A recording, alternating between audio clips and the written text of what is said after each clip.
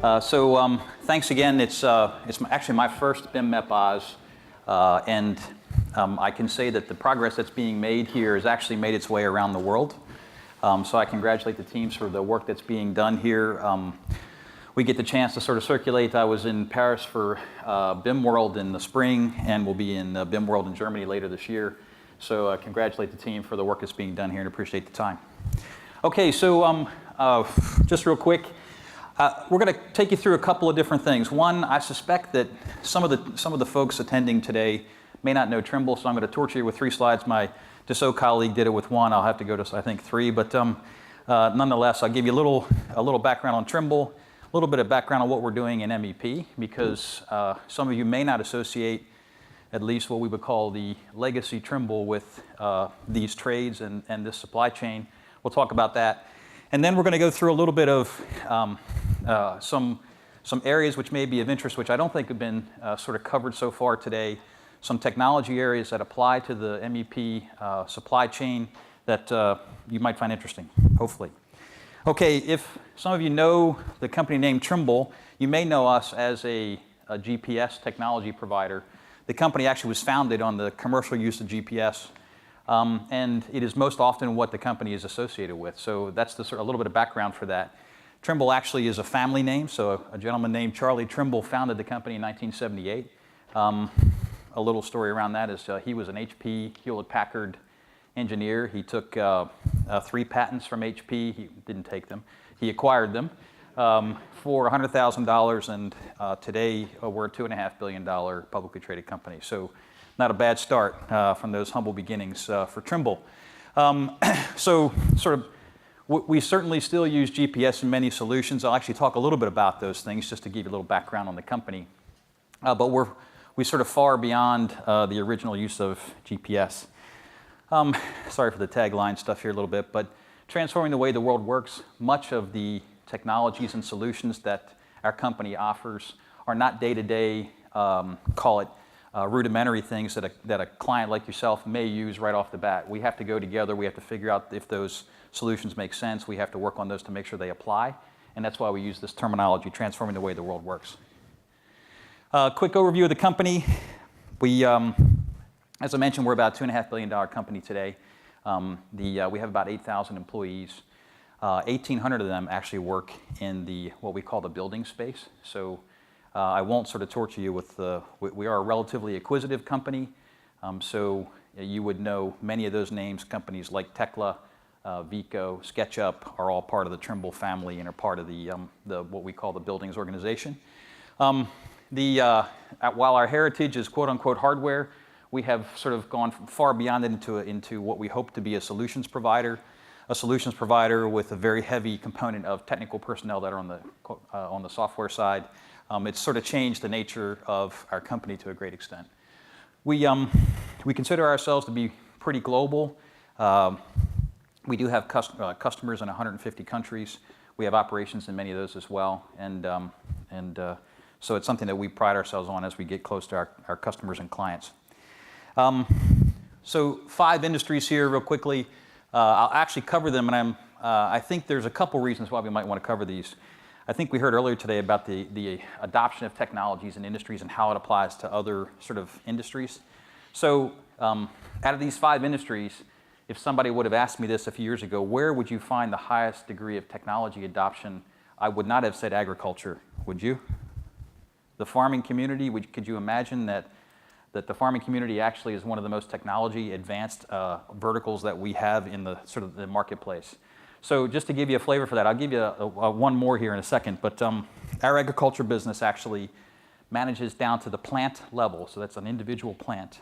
We're able to sort of determine its position, which nutrient it's deficient in by using a set of image technologies. We actually drop the required nutrient on that plant so that it gets the right nutrients in order to grow. So that to do that, you need a 3D model of the farm. You need to know the position of in this case, the tractor or the instrument or the implement. And we actually, of course, we have to run a set of analytics to determine how we sort of feed that particular plant. So it's I know it doesn't apply to construction or MEP, but many of the same technologies that we talk about here are actually, or call it the concepts, apply to what we're doing in the construction space. Of course, We've had a significant presence in buildings, as I mentioned, for probably about the last 8 years. As I mentioned, we're a collection of folks now that are about 1,800 people in just the building space. So I really enjoyed the presentations today. One of the things that sort of struck me, and we included in the presentation here, is we feel like we've sort of seen some of this in the past. So I'll use this reference. Who's familiar with the heavy civil or the earth-moving market? Okay, a couple of you. So what's happened in that business is that many products to design in 3D, the civil world, has existed for some time. When those products were being used, you still saw a lot of stakes around, if you know what I mean by a stake. There's a sort of a measuring stick on the job with a little flag on it that told the guy in the dozer to cut to that particular sort of elevation. What happened in this business is basically that when we combined that really great design information that was coming, so say, from the office or the design team or the contracting team, and we were able to use that information in the field, it revolutionized this business forever. So we see much of the same trends in MEP that we have seen in the heavy civil business. So again, just to sort of paint the picture, so if I look up here at this dozer, this is a Caterpillar D6, I think it is. Anybody recognize what's on the blade of that thing? Come on. All right, I have to call on somebody, that way you stay awake. No? Okay. So can you see these two sort of masts that are sitting up here on the blade? They're actually GPS or GNSS receivers. They're looking at satellites 12,000 miles away. They're also looking at a precise base station. And they're providing position to that blade to 1 centimeter. So why is that important in our MEP discussion? Again, the same thing. A 3D model, precise position, translates into incredible productivity. So most of the folks will tell you that in this business today, a 40% productivity change is not unusual at all in that business, and it's part of the day-to-day world that these guys and ladies live in. Make sense? Okay. All right. Okay. Last Trimble commercial is that we hope we have a culture of collaboration in the company. We have a number of collaborations. One of the ones I know my Autodesk colleague is speaking after me today. You may have seen that we have recently announced an interoperability agreement with Autodesk. It is one of many that they and we have. We have, and I'll just talk about that in a moment. We have interop agreements with the Nemetschek group. You might know them as ArchiCAD or Graphisoft. Bentley, of course, and then the others listed there, and of course Autodesk. So, for me, and of course my Autodesk colleague can comment when he's up, but for us, what do we want to make sure and do as two corporations is make sure and send, hey, whatever you guys and ladies choose to use as tools, we don't want to strand your data in one place or the other. So we want to make sure that we can facilitate the communication, whatever that is, back and forth between the various Trimble and Autodesk tools. And that's essentially, at a very sort of summary level, that's essentially what we've agreed to do with Autodesk here just a few weeks ago. Okay, and on the left-hand side, a few joint ventures. We operate 2 joint ventures with Caterpillar, and one is sort of more hardware, the things I just showed you, and there's also a software collaboration. There's Trimble, basically technology or boxes on every Caterpillar machine that leaves their production facility. That is sort of it can be turned on or off. It is providing something as simple as location as something more as rich as machine and engine health information. Nikon, if you know, probably many of you know them from the sort of commercial retail camera industry, but they also build total stations. You may not know that, an optical company. And then, of course, Hilti, the power tool and fastener company. Sorry if the Milwaukee guys are here. I know they're out there. Sorry if there's none in here. But we have a joint venture with Hilti, and the stated objective around that is to make a power tool smart. So if we can tell a power tool where to drill or where not to drill, it'll change the way we do business collectively. So we have operated that joint venture for some years. I have the privilege to sit on that board of that organization. And of course, our distribution partners, we have the booth outside here from Trimble and Building Point. Many of the colleagues from both those are here. So our distribution partner here is an organization called Building Point, Australia, New Zealand, and they're joining us here today. Okay, real quick on MEP. So I think also I referred to John's presentation earlier. One of the things that we we see as both a need and an opportunity in MEP is to actually deal with the supply chain. And what the supply chain means to us is of course, the MEP engineering community, the MEP contracting community, and as importantly, the MEP manufacturers and the MEP distributors or suppliers. Sorry, some of those brands may be a different region, but hopefully you get the idea that that these four constituents for us is a sort of critical way for us to help facilitate, again, much of the supply chain that's going on here. So I'll explain how we do that today, but those are our four sort of key areas within MEP. Probably not, again, maybe a little bit surprising for some of the folks in the room here. So we have configured an organization to serve just the MEP sort of supply chain, if you will, so contractors, engineers, distributors, and manufacturers. We've also been relatively acquisitive in the space, so we today are about 700 people for just MEP. That's all my team does, is focus on the MEP industry. Global would not be the right word in my speak, but we do have a pretty solid sort of footprint in both North America and Europe, and we're working on that footprint in Asia Pacific. I think the other thing here worth noting is that one of the things we feel are very important, and some of the Trimble team represent that here, is that that we do think that we want and need to house both computer scientists that are really smart, and we do have those, but we also have to match them with the industry expertise. So we have about 20% of our employees are coming from the industry. It helps us sort of make sure that we're not developing things in some sort of vacuum, and so you get a feel for that. Okay, a quick sort of snapshot of the things we offer. I won't torture this with you today, but I'll give you a quick flavor here as we're going to cover some key concepts. The top left, top left, is an area we call win the work. And we do know there's a fair bit of design build done in this region, but we also see internationally that a great deal of the work that is done is either hard bid, or at least it requires a good estimate to be generated around that work. We spend a great deal of time, money, and acquisitions in the top left corner. We have a number of estimating and content or data tools. I'll take you through that in some detail. We see that as a critical dimension to helping our MEP contracting clients. In many cases, this is how they get their work and they fill their pipeline, and I'll take you through that a bit further. The bottom left is do the work office. Sorry for the crudity of the names, but we do have design, detailing, fabrication, 3D modeling, and also we've launched a small professional services to help our clients with work that they're unable to do within their own teams. So in this particular region, we don't have too many of those products visible here, but we do have that in other parts of the world. The bottom right, do the work field. As soon as you walked in the door, you probably walked right into a total station, so we'll talk a little bit about that, what that means. But there's also, so that happens to be a layout solution, as we call it, that's providing a precise location. We also have 3D laser scanning, again, all this stuff is sort of on display out at the Trimble and Building Point booth. And then scanning services is another area. So the area, I will respectfully say, and I guess since I have the microphone I can do it, which is there's really not BIM without BIM to field. And so we feel very passionate that you have to use the great data that's being created further in the work process than just at the sort of the end of the office. So we'll talk a bit about that later on. And then a series of other sort of solutions, top right. And so that's sort of the workflow and portfolio that we have within MEP. Okay, that's all the Trimble commercials, if that's okay.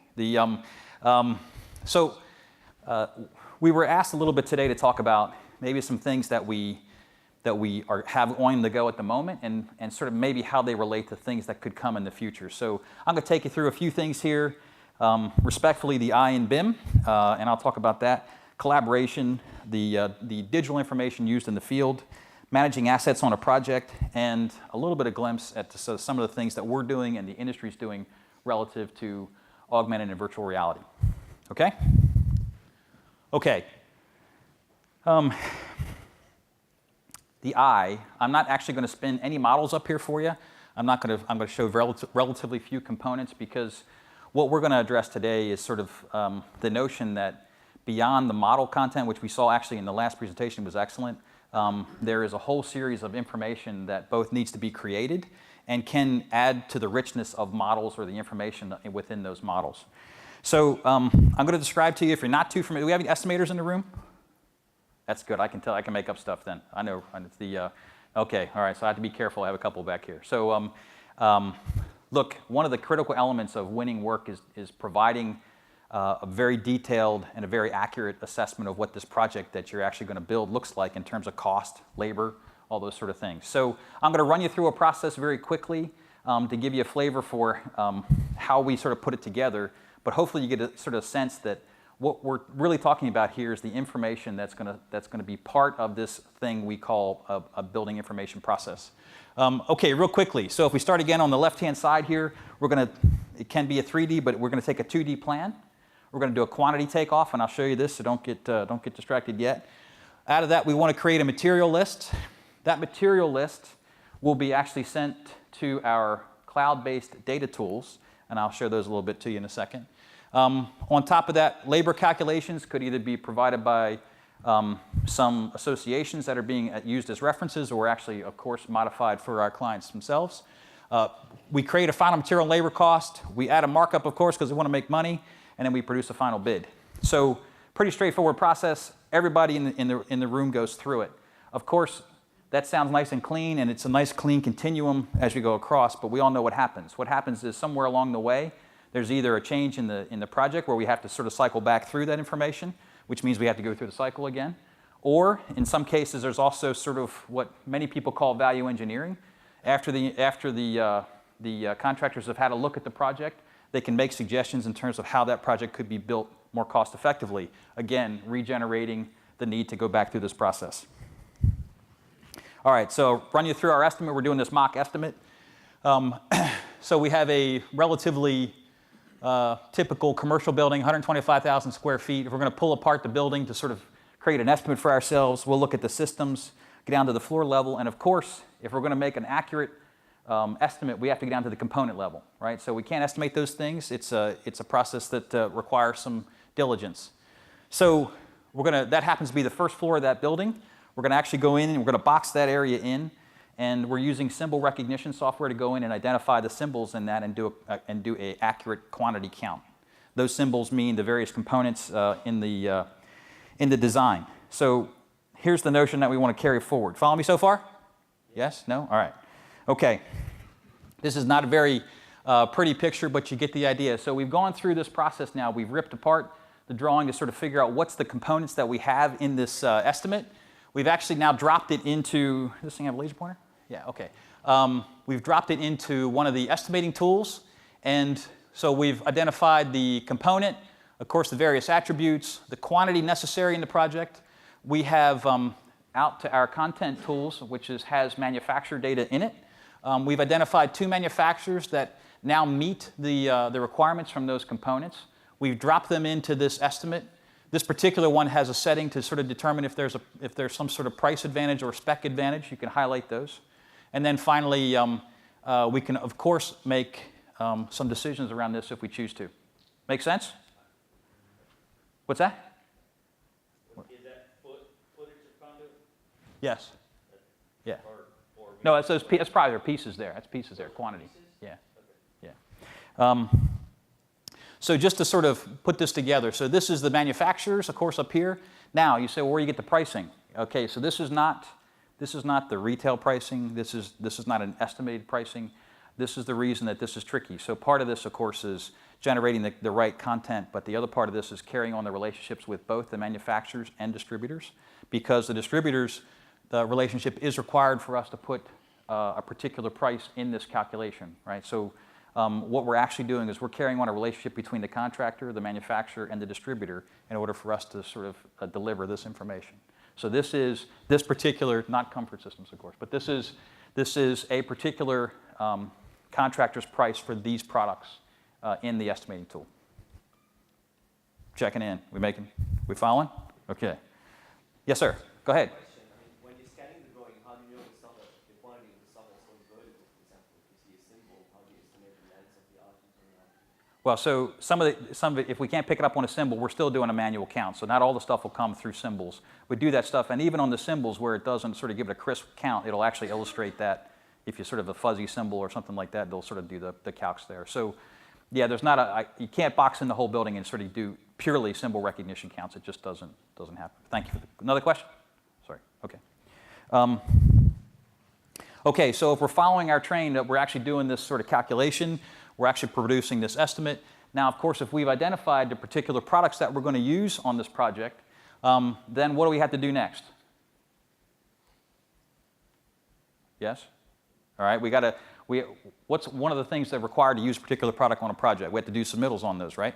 So as we're selecting through this workflow, as we're selecting this information, we're actually creating a digital submittal, right? So the reason we can do that is because, of course, we have the information from the manufacturers. We have the specs, the warranty data, all those sort of things within the content tool, and things like country of origin and pricing are also part of that. And of course, the pricing comes from the distributor relationship. So as we compile this information, as we start to select those products, we're already compiling the digital submittal that's going to be used to make the submittal of the products on the project.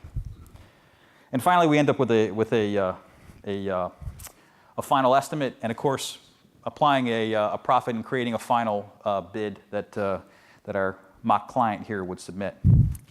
Okay, so it's a very powerful workflow. It's not a model-based workflow. It's actually what some would call a flat file workflow. It requires those relationships that I mentioned before. So to give you a flavor sort of for what Trimble's been working on is we now have that content and pricing tool I mentioned to you. The content tool has approximately 8 million components in it for MEP. That's a mix of, at the moment, primarily North American and British content. We are working on that content for other geographies, and that's the sort of content that we'll want to match to the model-based content that we saw earlier today. And if you're sort of wondering about this, so we basically operate a production house around this content. So with this 8 million components, it sounds like a lot, and it is. And we also push as many as 500,000 updates a week. Why is that? Manufacturer changes a part number or a new product line. Distributors have different pricing, all those sort of things. It's amazing how many changes. Very often, 500,000 components are being updated each week around this tool. So that is critical because if you're going to use that data, like I just showed you, then it has to be right? So we take pride in sort of the sort of thoroughness with which we produce this. So you get a flavor. This is sort of the left-hand side is the content as it would be used by a distributor. So our distributors, the relationships we have, they actually have multiple product lines, even for the same type of products. So they actually often use our system to help them manage their own sort of alternatives. And of course, on the right-hand side, our contracting clients use this for the selection of product submittals and potentially procurement. Okay? All right. So I'll do the required. Here's some clients that we have on the distributor side, and here's some clients that we have on the contracting side for these tools. So we do find that I had a client tell us that because of the sort of the process that we just showed you, that we have really helped them not only become much more transparent around their material costs, but also, frankly, take most of that risk anyway out of their project. Of course, the other risk around labor and executing those things are areas where we have to still work on. Oops, sorry. Uh-oh, okay. Okay, so, maybe a little bit the future of content. One of the things that we see is that, all that stuff on the left, which is the origins of the content that I showed you, will certainly be matched and be sort of support sort of back and forth the origin of both model content, component content, and those sort of things. So this is an area where we see a great deal of opportunity. The amount of complexity that you men and women deal with in order to do a project is amazing from my perspective. You have a sort of almost an unlimited amount of products that could be specified on the use of a project, and we're hoping to help you through that process because it's a very in-depth management process. Okay. Any questions there before I hop off? I'm going to hop off the subject. Does it make sense? Okay, very good. Collaboration. one of the guys in the back was saying we talk about it a lot. Trimble sees the same sort of thing. Again, one of the things that we want to help facilitate is within our MEP trades and of course within the building trades overall is the ability to collaborate. And of course we have authors, contributors, and contractors can be those, and they can also just sort of receive the information from the field both. You may or may not have seen that Trimble has launched a product called Trimble Connect. It is a collaboration tool. It got its origin actually from an acquisition we did of Gary Technologies. Gary is the Frank Gehry architect. They were actually building a tool as they consulted with companies to help them do collaboration on sort of significant projects, and that tool has evolved into what we call Trimble Connect. That's a super high level version of what it is. Of course, stakeholders and the disciplines help us connect those things. Many file formats, I would say the bulk of those. Again, just as we've talked about earlier, both Trimble formats and non-Trimble formats, if you will. Again, you have selected a series of tools. Some of them may be produced by Trimble, some of them may not be. We have to be open and collaborative here. That's the process. We have tools that support that both in 2D and 3D. And the last one, of course, is that a product that's built on collaboration with all those sort of collaborators have to have multiple ways in which we can deliver that collaboration information. So this particular tool has a mobile, web, and desktop applications around it. So Trimble Connect is something you'll see from us. Our Building Point partners will be talking a great deal about it, and we think it'll help the collaboration process. Okay, so as I poked a little bit earlier, I don't think there's BIM without BIM to field. We can debate that one a bit, but let's talk about it a bit. Okay, top right. Can somebody help me recognize what that is? A mistake? That's right. Who said the other thing?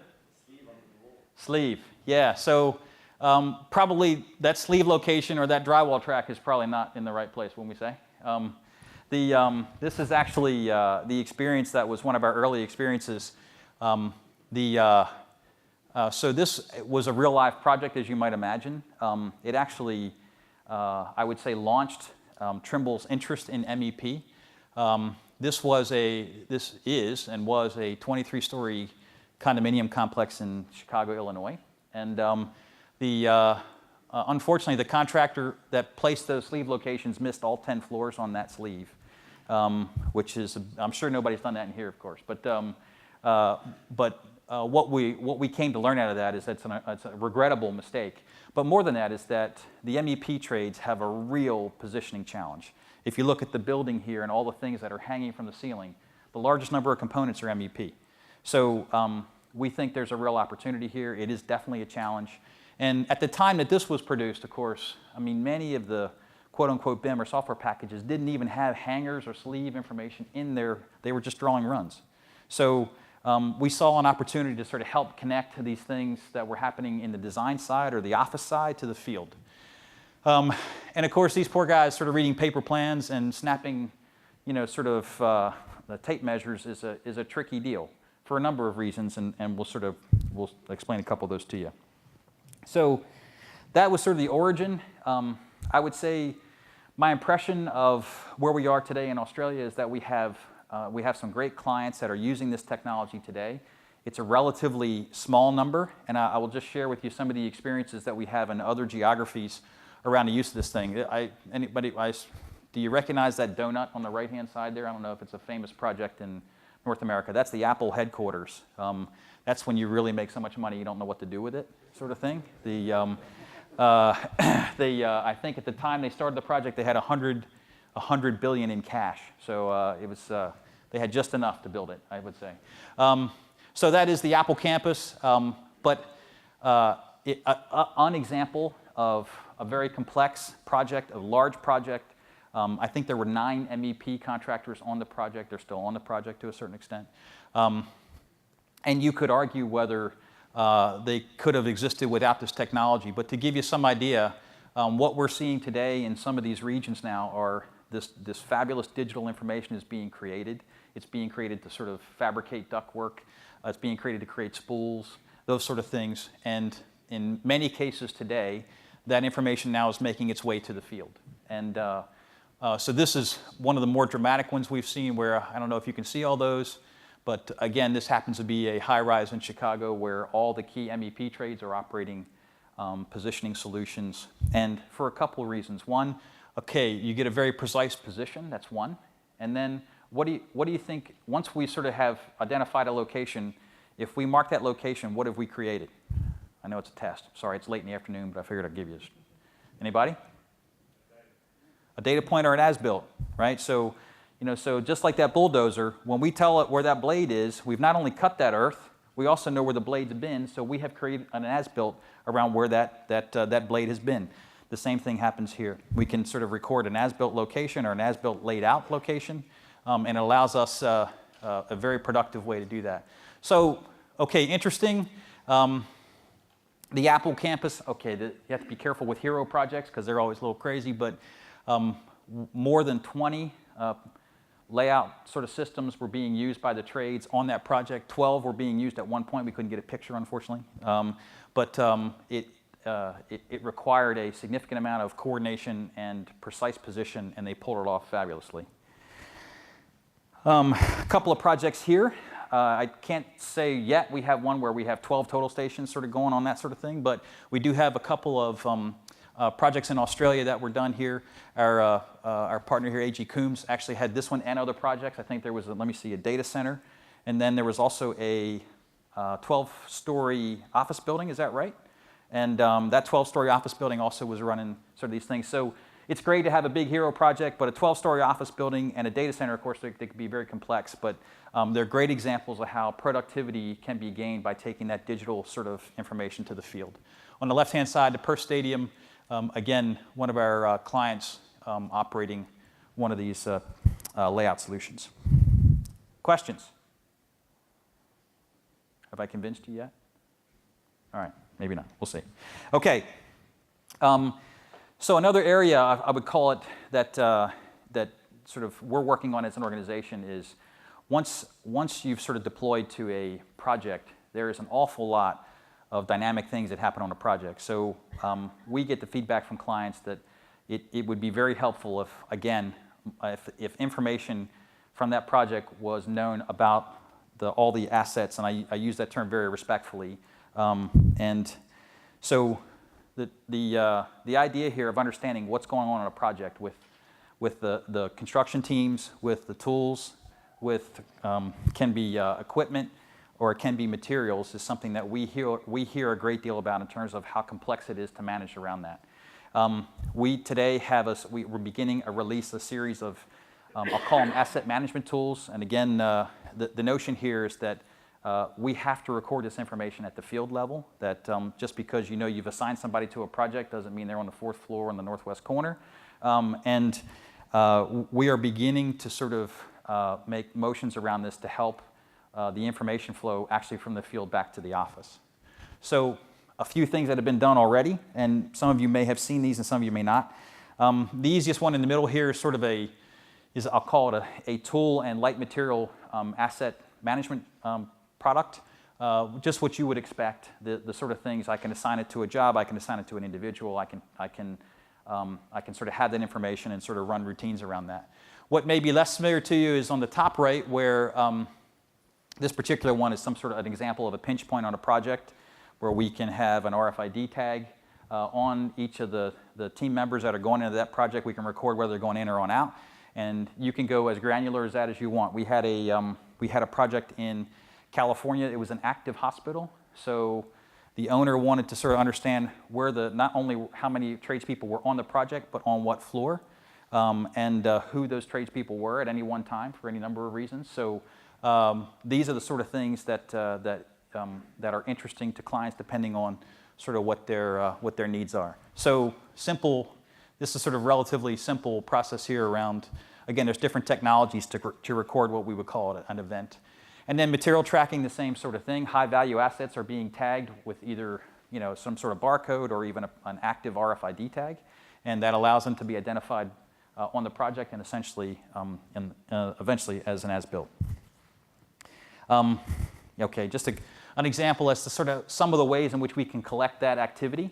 So I showed you a different gate on the previous page. That's a different gate. We could collect the activity that way. You can obviously collect visual data. We have actually a box that you could just check in with, sort of thing. Of course, the regular way to sort of shoot a code or an RFID tag. And then you can also create, as it was in the hospital, they created zones where they wanted to see and track the activity. So there are several ways in which we can deliver these technologies. At the end of the day, again, a little forward look. This is what we hope, and this is what we hear, and we'd love feedback on this. These are some areas that we actually think that our clients are saying, hey, we want some help with. The labor, where is it? Is it on site? Maybe potentially on what areas? Tools and equipment, who has them? Who checked them out? Those sort of things. And we very often hear, well, it's a theft thing. That there's, yes, I guess you could certainly determine, depending on how active a tag you apply, we could tell you where those things are. We actually put them in our total stations today. We have active tags around those things. But the reality is, more often than not, what we're talking about is productivity. A team waiting on a particular product, a bit of material, or a particular tool is the productivity issue. Yes, of course, theft can be a topic, but it's much more about productivity. Material, same thing. High-value components. We could have teams sitting there waiting for components, and they could be in the laydown yard somewhere. We don't know where they are, and identifying where they are. And of course, the last one we didn't really cover too much is progress or building scans. So we do see on the 3D scanning world, we do see clients that are actually creating daily or weekly as-builts. They're actually taking a 3D laser scan of the current progress of the project and actually adding that to this information. Okay, so much of what we covered in the last sort of slides is sort of what we have in sort of the portfolio today, maybe with a little view as to sort of how they'll evolve in this relatively short term. What we want to cover here is something I'm sure that many have talked about, but everybody familiar with these terms? Virtual reality, augmented reality, yes, no? So we actually have formed a team at Trimble. We think there is a real set of relevant opportunities to use these technologies in the marketplace. To sort of span it a little bit, how we think about this is with the real world sort of being on the left, the completely virtual world or model world on the right, and then sort of somewhere in between lies the augmented reality and augmented virtuality. I can hardly say that, actually. But the notion of saying sort of more virtual and less sort of real world as you sort of go through this continuum. And we're working a number of technologies today. We have formed a significant team around this to sort of investigate this because we do think there's real live applications for our industry. Unusual for somebody like Trimble is we've taken the sort of at least for us, a unique stance that the hardware for us is going to be something that we're going to let the industry do. So has anybody seen this stuff? Some of you, I'm sure some of you have seen it. Okay. So the Hololens is from Microsoft. Tango is a product from Google, and then the Facebook guys on Oculus. So I'll actually show you a video on the HoloLens and sort of just an introduction to sort of how that we see that we actually have carry-on videos as we've been continuing to develop that relationship with Microsoft. But so a little bit on Tango, obviously, is using a tablet to sort of relay some of this information, some of this virtual information through the tablet. And of course, these two products are sort of immersing you in that virtual environment. And we do see the opportunity to sort of have these used on projects. This is not sort of Pokemon sort of thing, but it is certainly an area where a great deal of effort, and I think the industry will help us evolve this a great deal. So a little bit about the HoloLens. It is a wearable self-contained computer. It has sensors that map the environment. And I actually think we've been working with Microsoft, gosh, almost 2 years, I think now. Almost a year before it was announced publicly. And we have been building a series of sort of applications around this, and we have, I think, as many as 6 clients that are in pilot today with us to help us build additional applications for this solution. So again, our focus is on the software side, if you will, of this, and our partners here will build the hardware. So could I get the video in the back?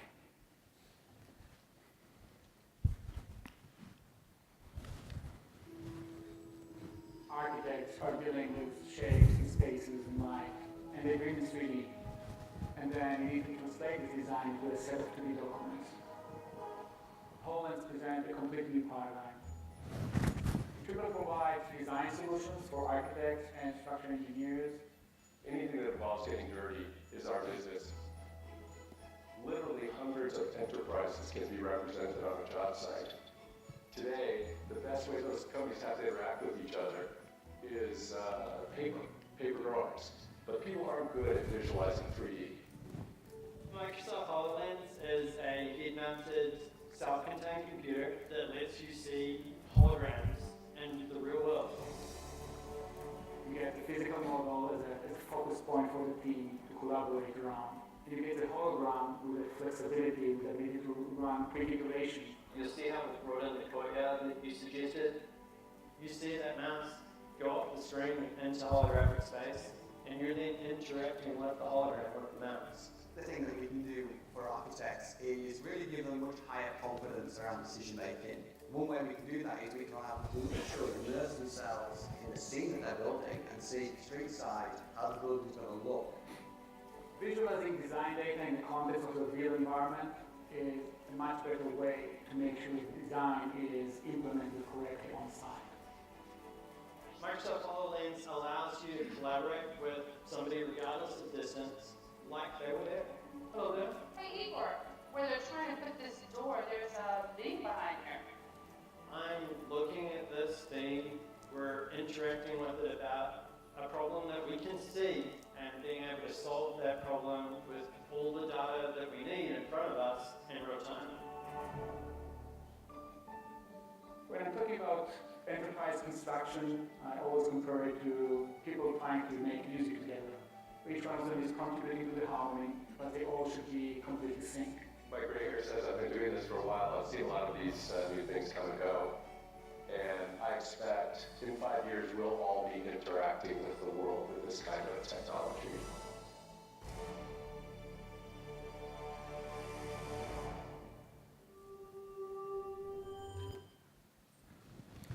So interesting stuff, huh? So, I mentioned the architectural community here. I think we are seeing, as I mentioned, we have a number of client pilots. They actually have spanned beyond architectural to the GC community. We're beginning a few in the MEP world. The evolution of this, we had some debate in the Trimble team about which videos we should show you because we've added a great deal of capabilities to that product since that video was filmed. Gesturing and those sort of things that actually can help you interact with what was shown there. So interesting stuff. We'll keep you posted and continue to sort of communicate around this as we go. And of course, if we can answer other questions, let me know. Okay, so my last slide is, first of all, an acknowledgement that our distribution partners and the Trimble folks are here. If you have any questions about anything that you've seen, I'm happy to take a question now. I think we're in good time still. But there's also, right out front, are the folks who actually really know how this stuff works. I just wave my arms a great deal around that. But the Building Point team and the Trimble guys are set up out here as well. So can I take any questions from what we showed you here? Yes, sir. What's the perfect Trimble application for HVAC services, for mechanical? I mean, where do you use it most on the ducting system, for example? What's the question again? Sorry, again. Where do you use that technology? How do you use it on a ducting system, for example? Which technology? Trimble field points. Field points. So the same as you would anything that's suspended or mounted to the structure. So and the guys can show you this. So we'll either duct strap or whatever mechanism is being used to hang that ductwork to the structure is how we'll lay that out. So it depends on what region you're in, how big the duct is, but. Those locations, we can either define the location of the actual strap, or you can do a center line and just do offsets to those two. Can you keep me honest if I don't answer that right? But essentially, we would what would often be exported to the field instrument would be the actual strap or hanger location for ductwork. Same for piping. Sort of thing. Make sense? Yeah. Okay. Thank you. Other questions? Yes, sir, in the back. Yeah. If you're working with Trimble Connect, are you working within the cloud or are you working within the cloud itself, or are you working on the local desktop and it's syncing back? Yeah, so you can do work in the cloud. I mean, obviously, depending on your choice, you can go back and forth on that. And guys, you have to help me if I'm not answering that right. But you actually are doing work in the cloud on that. Okay, yeah. And most of the Autodesk products, they're okay with that? Through Trimble Connect. Through Trimble Connect? Yeah, absolutely. Yes, sir. That was one of the questions. Sorry. Yes, sir.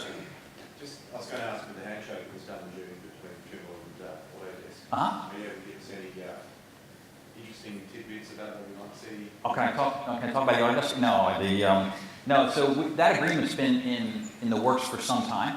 I was personally sort of involved with that, so I can sort of say that. I mean, it's not fancier than, hey, look, we have a lot of products that know we want to send information back and forth. They were identified in that agreement. You know, the relevant APIs or information to both companies has been provided so that we can help, you know, sort of refine that traffic back and forth. It's a long list of products from both companies, as you would know then. But I mean, that's what's happening is that, you know, software is going back and forth so we can make sure that if we're writing something, it's received on the other end. But it was a very long list of interop products around that. So we literally sat down and said, okay, what are the things our clients would want to interoperate with?